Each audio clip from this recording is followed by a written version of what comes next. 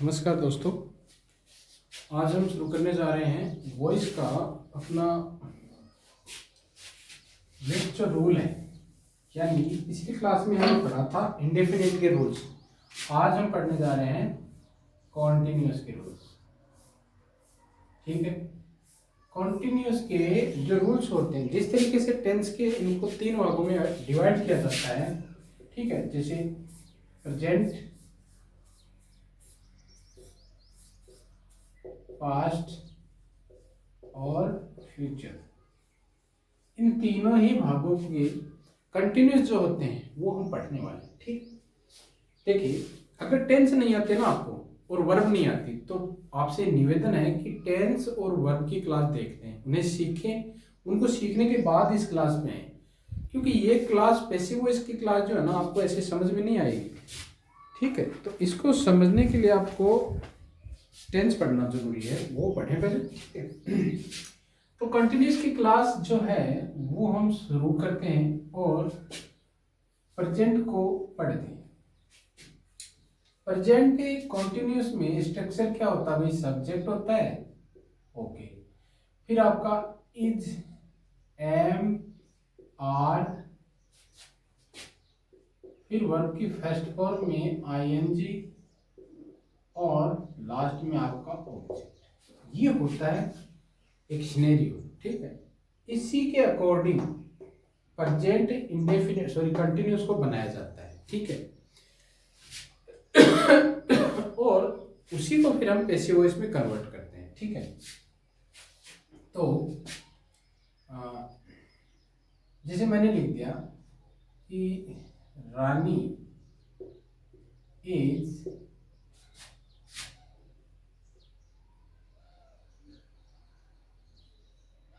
रानी is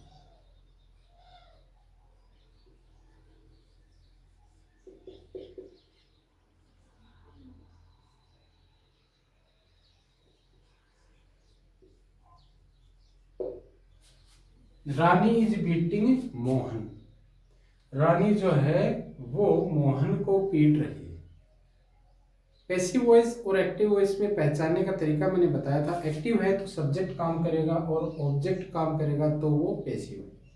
तो देखते हैं एक्टिव है, पीटने का काम हो रहा है। कौन पीट रहा है? रानी पीट रही है। और किसे पीट रही है? इसको। यानी आपका सब्जेक्ट जो है ना वो एक्टिव है और ऑब्जेक्ट जो है ना वो निष्क्रिय है, यानी पैसिव है। तो ऑब्जेक्ट जो काम कर रहा है, सब्जेक्ट काम कर रहा है, इसका मतलब भी क्या है? एक्टिव है।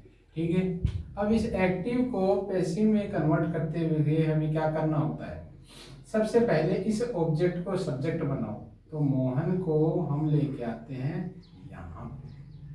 ठीक है, और इस सब्जेक्ट को ऑब्जेक्ट में लेके जाओ बाय लगा के। ठीक है ना, याद रखना बाय लगाना होता है। ठीक है, अब बीटिंग है तो इसका थर्ड फॉर्म लिख दो, बीटन है। ठीक है, रानी है, मोहन है, सॉरी मोहन सब्जेक्ट हो गया, तो इसके अनुसार हमारी हेल्पिंग वर्ब क्या आएगी? इज की इज रहेगी। ठीक है, अब यहाँ पे चेंज क्या होना है? सिर्फ एक चेंज होना है, क्योंकि हमें पता है आईएनजी की फॉर्म है, तो यहाँ कंटिन्यूस को तो कंटिन्यूस में रखना होगा ना। इसको हमने बीट को थर्ड फॉर्म में लिख दिया है, ये तो पैसिव हो गया, लेकिन कंटिन्यूस कहाँ रहा? कंटिन्यूस तो चला गया, गायब हो गया। इसका मतलब यहाँ पे भी क्या रखना होगा? बीइंग। यही करना होता है। Mohan is being beaten by Rani, ये पैसिव वॉइस हो गया। मोहन जो है वो रानी के द्वारा पीटा गया, पीटा जा रहा है रानी के द्वारा। मोहन रानी के द्वारा पीटा जा रहा है, तो भाई ये रानी है ना, ये काम कर रही है। मोहन को तो क्या हो रहा है? चांटे लगाए जा रहे हैं। समझ गए? तो अगर ऑब्जेक्ट काम कर रहा है तो ये पैसिव वॉइस हो गया। ठीक, ओके, एक और सेंटेंस देखते हैं।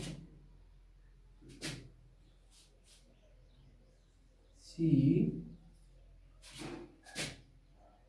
इज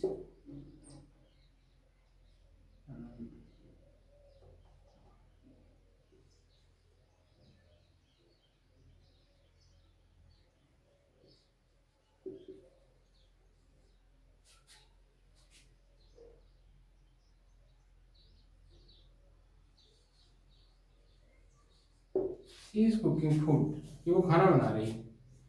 अब काम कौन कर रहा है? ऑब्जेक्ट, नहीं सॉरी सब्जेक्ट, शी।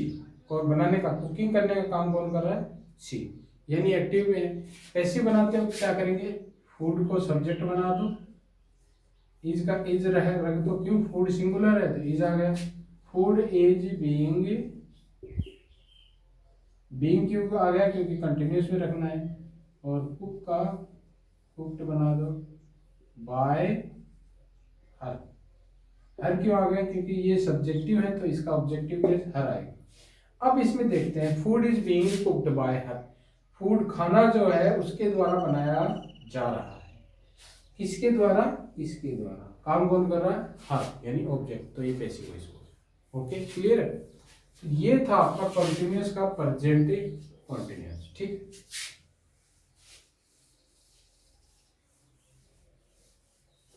इसका पैसिव वॉइस बनाते हुए आपको क्या करना है? Subject is am are being, verb की थर्ड फॉर्म बाय और ऑब्जेक्ट। बस इसी तरीके से सब्जेक्ट रख दो इज एम आर, इस सब्जेक्ट के अनुसार इज एम आर लगा दो, फिर बीइंग लगा दो, वर्ब की थर्ड फॉर्म बाय और ऑब्जेक्ट। बस क्लियर है? ठीक है।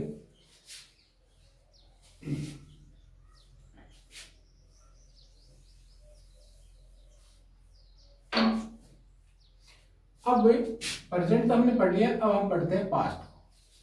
पास्ट में स्ट्रक्चर क्या होता है? सब्जेक्ट, वाज वर, वर्ब की फर्स्ट फॉर्म में आईएनजी और ऑब्जेक्ट। ये आपका स्ट्रक्चर होता है। इसको चेंज करते हुए पैसिव वॉइस बनाते वक्त क्या करेंगे?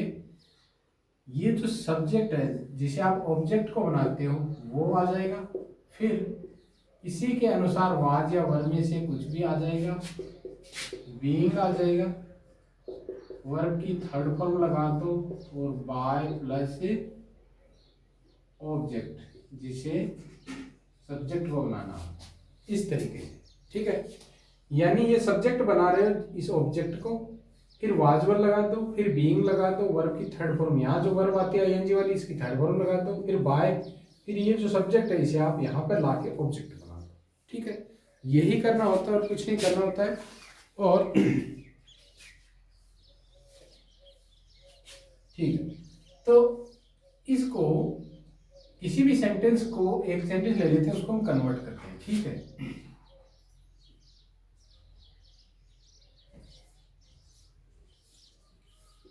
Rohit was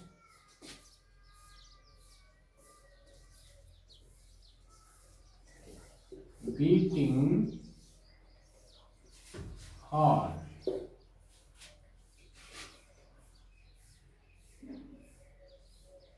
They were holding